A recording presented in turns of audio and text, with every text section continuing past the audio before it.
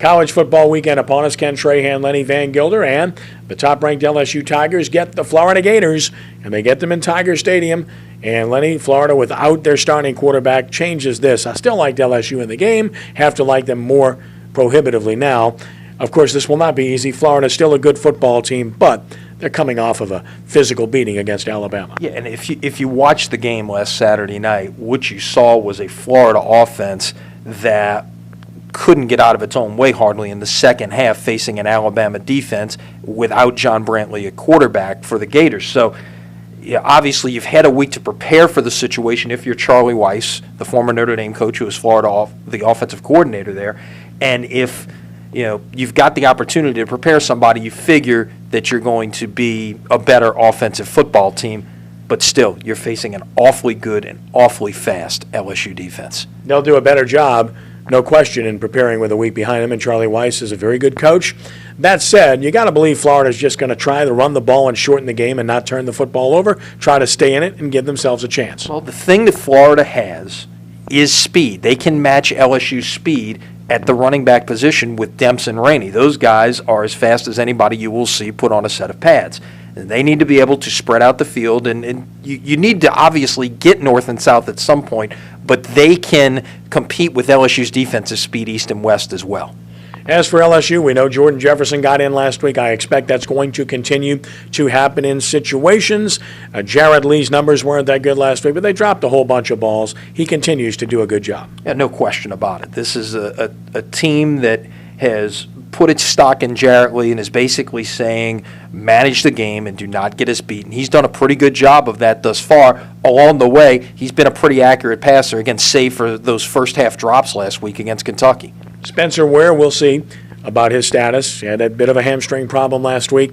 And Terrence McGee got to play extensively, no red shirt, and I know a lot of people are kind of disappointed about that, myself included, that he's not going to red shirt given the number of running backs you have and the classes they have in terms of staggering. Well, if Ware is healthy again and you don't need McGee, one of the things that somehow manages to happen on the college level is there will be some kind of mysterious injury that will pop up here in the next week or so, and McGee could still get the red shirt here is where I'm going. It becomes a medical hardship. Right. So it's not out of the question at this point as long as he doesn't play in more than 3 games. But that said, the LSU's awfully deep at running back, and if Ware is healthy, that's a huge plus for them. Tulane at home against Syracuse, coming off of 2 awful performances on the road at Duke and at Army. Any reason to believe they're going to play better against Syracuse?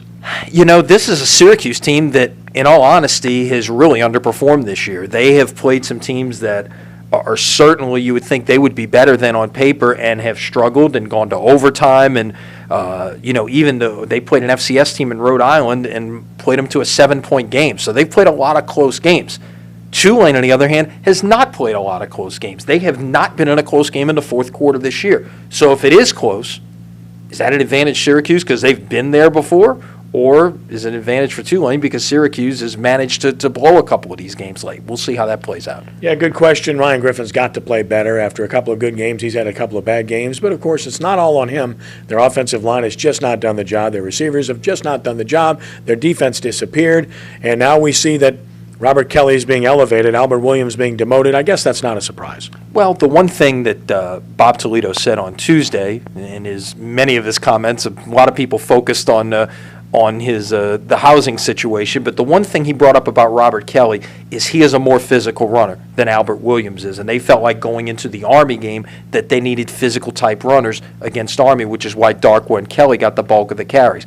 There is a place for Albert Williams in his offense, is I guess what he intended to say. Yeah, I think that's what he was trying to say. And as for the housing issue, was never an issue here at SportsNola.com. It doesn't make any difference where he lives, and that house had been for sale for quite some time, so that is much ado about nothing, and it's too bad that he had to deal with it. But you can understand the frustration. And as we close with 1 or 2 notes, as Ed Daniels mentioned, he has the look of many previous Tulane coaches. I've been there before and seen that situation. And I don't envy him, and I don't envy the administration in the least. Obviously, he's feeling pressure to win, and these have been a couple of eggs that have been laid over the last couple of weeks in terms of performances.